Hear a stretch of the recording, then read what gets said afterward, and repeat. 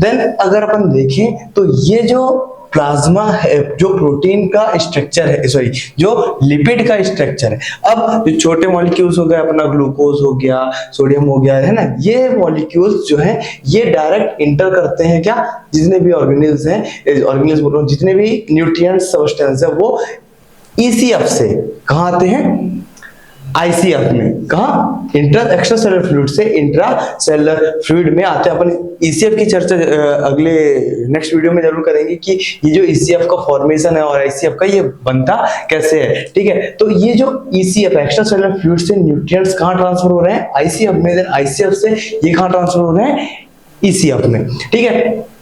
जो छोटे मॉलिक्यूल है ये सेल मेम्ब्रेन से डायरेक्ट इंटर कर जाएंगे कहाँ, आईसीएफ में, और जो बड़े मॉलिक्यूल है वो, ये कौन सा प्रोटीन है, इंटेग्रल प्रोटीन, कौन सा, इंटेग्रल प्रोटीन। और अपने को यहां एक और प्रोटीन मिलेगा, पेरिफेरल प्रोटीन, अपन इसको क्या बोलते हैं, पेरिफेरल प्रोटीन, ठीक है। ये जो इंटेग्रल प्रोटीन है, ये जो ब्लू कलर का स्ट्रक्चर है, ये जो इंटेग्रल प्रोटीन है, यहाँ पे क्या होता है कि जब जो बड़े मॉलिक्यूल आते हैं, वो जब छोड़े इस मेम्ब्रेन से नहीं कर पाते तो वो किधर से आते हैं, वो अपने प्रोटीन, जो अपनी इंटेग्रल प्रोटीन है वहां से इंटर करते हैं कहाँ, इंटरसेलुलर, मतलब सेल के अंदर, ठीक है, इंटरसेलुलर कंपार्टमेंट पे। जब यहाँ से छोटे जो बड़े मॉलिक्यूल है वो इंटर, अब जो उससे भी बड़े मॉलिक्यूल है, जो कि वो कुछ भी हो सकता है, अपना हार्मोन हो सकता है, एंजाइम हो सकता है ना, कुछ जो छोटे हैं वो तो इंटर कर ही रहे हैं, हार्मोन, एंजाइम जो भी है। देन जो उससे बड़े मॉलिक्यूल है वो इंटेग्रल प्रोटीन से इंटर कर रहे हैं, लेकिन जो उससे भी बड़े अपने हार्मोन्स है, एंजाइम से, जैसे कि अपना इंसुलिन हो गया, है ना, तो ये किसके थ्रू अपने स्टिमुलस, अपने एंजाइम को सिक्रेट करवाते हैं, पेरिफेरल प्रोटीन के थ्रू। ये पेरिफेरल प्रोटीन आपको सेल के अंदर भी मिलेंगे और सेल के बाहर भी मिलेंगे, हाँ, सेल के अंदर भी मिलेंगे और सेल के बाहर भी मिलेंगे। जैसा कि आपने देखा कि इस मेम्ब्रेन के थ्रू जी डायरेक्ट ट्रांसफर हो रही, इसमें एटीपी यूज करके चीज अंदर आ रही है, एडिनोसिन ट्राइफॉस्फेट, मतलब यहाँ पे अपनी एनर्जी देकर ये, जिसको अपन facilitated and non facilitated and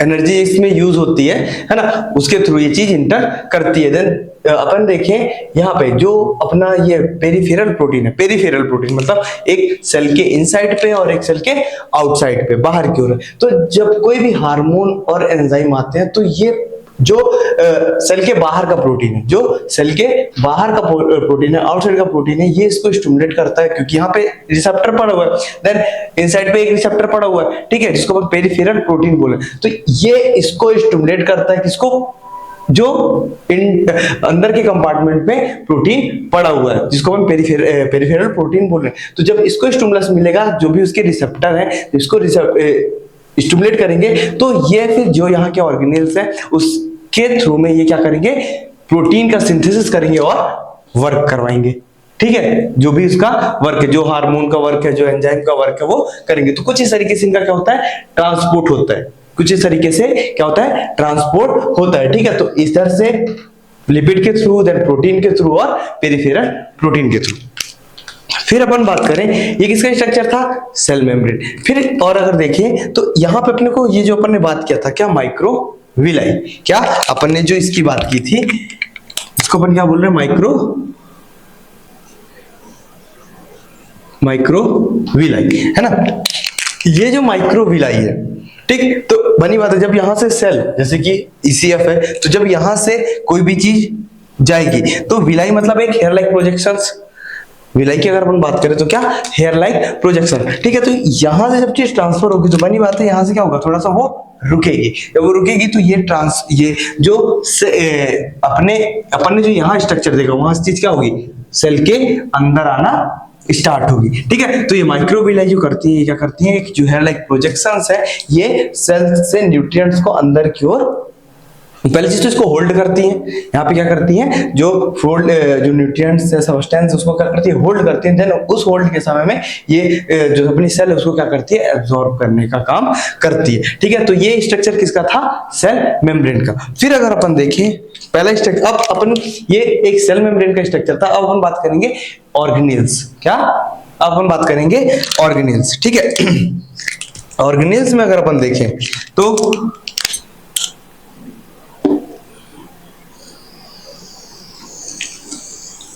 ये क्या, न्यूक्लियस, ये क्या, न्यूक्लियस। ठीक, अगर अपन देखें न्यूक्लियस को, ठीक है, तो न्यूक्लियस जो है अपना, क्या, न्यूक्लियस जो है अपना, ये कुछ इस तरीके का स्ट्रक्चर है।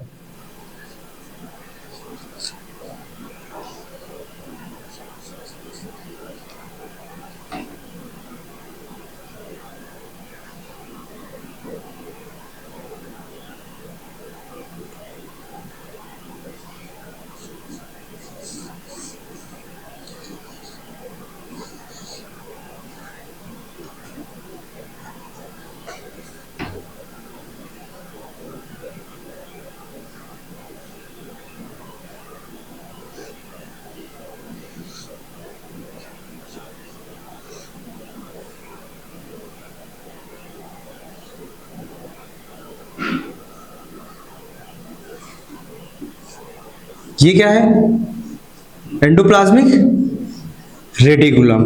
एंडोप्लाज्मिक रेटिकुलम भी देखिए अपन, तो ये भी कितने टाइप के होते हैं, ये दो टाइप के अपने को देखने मिलेंगे।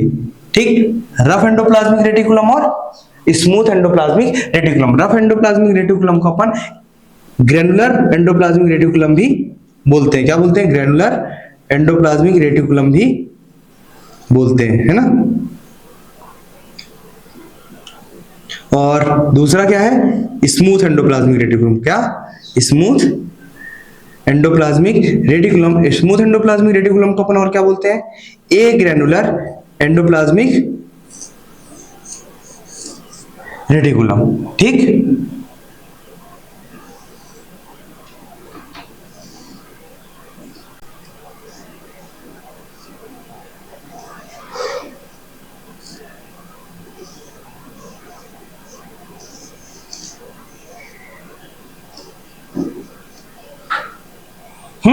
तो देखें अपन, तो ये जो अपना न्यूक्लियस है, क्या, जो अपना न्यूक्लियस है, न्यूक्लियस किससे कवर है,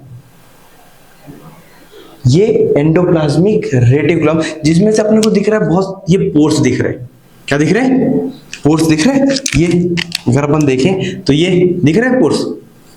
हाँ, यहां से चीज क्या होती है, ट्रांसफर होती है, कहां आती है, न्यूक्लियस से साइटोप्लाज्म में, और साइटोप्लाज्म से कहां एंटर करती है, न्यूक्लियस में। ठीक है, तो अगर अपन इस स्ट्रक्चर की बात करें, ये जो एंडोप्लाज्म, जैसा कि अपन ने देखा था एंडोप्लाज्मिक रेटिकुलम दो, कौन कौन से, एक रफ एंडोप्लाज्मिक रेटिकुलम। अब ये रफ क्यों है, क्योंकि ये जो है इसमें क्या चिपका हुआ है, क्या मिलेगा अपने को इसमें, इसको अपन ग्रैनुलर बोल रहे हैं ना, इसमें अपने को मिलेगा क्या, राइबोसोम। क्या मिलेगा, राइबोसोम। क्या, राइबोसोम, है ना। ये जो ब्लू कलर का स्ट्रक्चर है क्या है, राइबोसोम।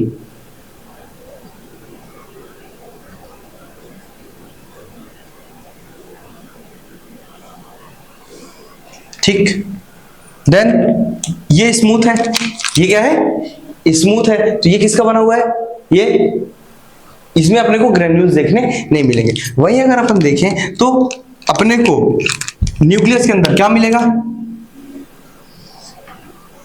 डीएनए। क्या मिलेगा, डीएनए। और डीएनए से क्या बनता है, आरएनए।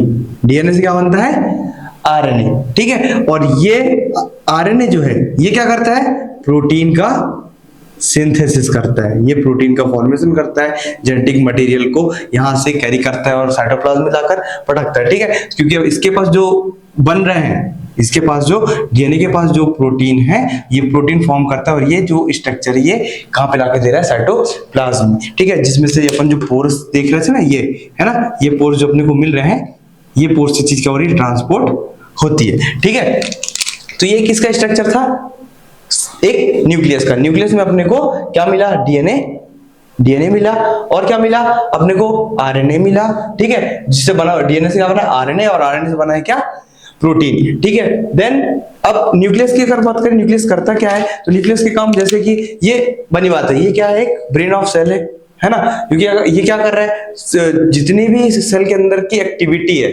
ये क्या करता है, उसको कंट्रोल करने का काम करता है। ये जो अपना न्यूक्लियस है उसको, सेल की जितनी एक्टिविटी उसको कंट्रोल करता है। देन बनी बात, अभी अपन ने देखा सिंथेसिस कर रहा है किसका, आरएनए का सिंथेसिस करता है, और क्या करता है, ये सेंड करता है जेनेटिक इंस्ट्रक्शंस को कि उसको काम क्या करने, ठीक है। तो ये क्या कर रहा है, यहां से जेनेटिक कोड, जैसे राइबोसोम ट्रांसफर आरएनए के थ्रू ये जो प्रोटीन है इसको कैरी करेगा और कहां लाएगा, अपने साइटोप्लाज्म में, ठीक। और क्या कर रहा है, ये जो फॉर्मेशन कर रहा है किसका, सब यूनिट का, कौन से, राइबोसोम, अपने को देख रहे हैं जो राइबोसोम अपने को बाहर मिलेगा उसका क्या करता है, ये उसका फॉर्मेशन करने का काम करता है, राइबोसोम के सब यूनिट का, उसकी चर्चा अपन देखेंगे।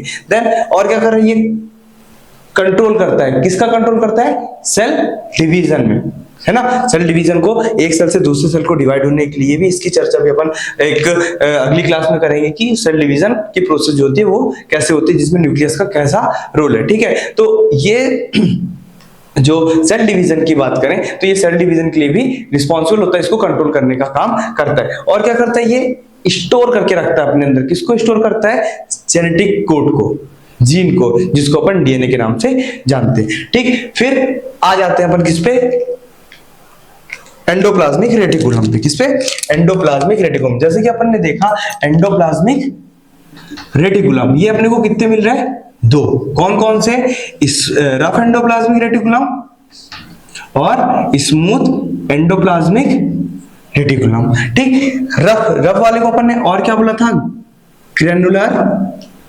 ग्रेनुलर एंडोप्लाज्मिक रेटिकुलम, और स्मूथ वाले को ए ग्रेनुलर, ए मतलब अपसेंट, यहाँ पे ग्रेनुल्स जो अपसेंट है, जैसा कि अपन देख रहे हैं वाले स्ट्रक्चर पे अपने को यहाँ पे ग्रेन्यूल मिल रहा है क्या, नहीं मिल रहा है, ठीक है। तो जो रफ एंडोप्लाज्मिक रेटिकुलम है, क्या रफ एंडोप्लाज्मिक रेटिकुलम है, जिसको अपन ग्रेनुलर एंडोप्लाज्मिक रेटिकुलम के नाम से भी जानते हैं, ये किसका सिंथेसिस कर रहा है, ये सिंथेसिस करता है किसका, प्रोटीन का, किसका सिंथेसिस करता है, प्रोटीन का। वहीं अपन स्मूथ एंडोप्लाज्मिक या ए ग्रेनुलर एंडोप्लाज्मिक रेटिकुलम की बात करें तो ये क्या करता है, ये करता है अपना लिपिड का सिंथेसिस, किसका सिंथेसिस करता है, लिपिड का, ठीक है। तो ये जो अपना रफ एंडोप्लाज्मिक रेटिकुलम है, जिसमें अपन ने देखा रफ एंडोप्लाज्मिक, ये जो स्ट्रक्चर है ना, ये जो अपन देख रहे हैं जिसमें ग्रेन्यूल्स प्रेजेंट है, राइबोसोम जिसपे आकर चिपका हुआ है, जिसको अपन बोल रहे हैं रफ एंडो, क्योंकि राइबोसोम के प्रेजेंस में ही ये कैसा होता है, रफ होता है, ठीक है। क्योंकि राइबोसोम यहां से आ रहा है तो ये इसके ये प्रोटीन का सिंथेसिस करता है, ठीक है। तो जो अपना रफ एंडोप्लाज्मिक रेटिकुलम है, ये जो है ये किसका सिंथेसिस करता है, प्रोटीन का। और जो अपना स्मूथ एंडोप्लाज्मिक रेटिकुलम है, ये किसका सिंथेसिस करता है, लिपिड का, ठीक है। फिर अपन देखें आगे, तो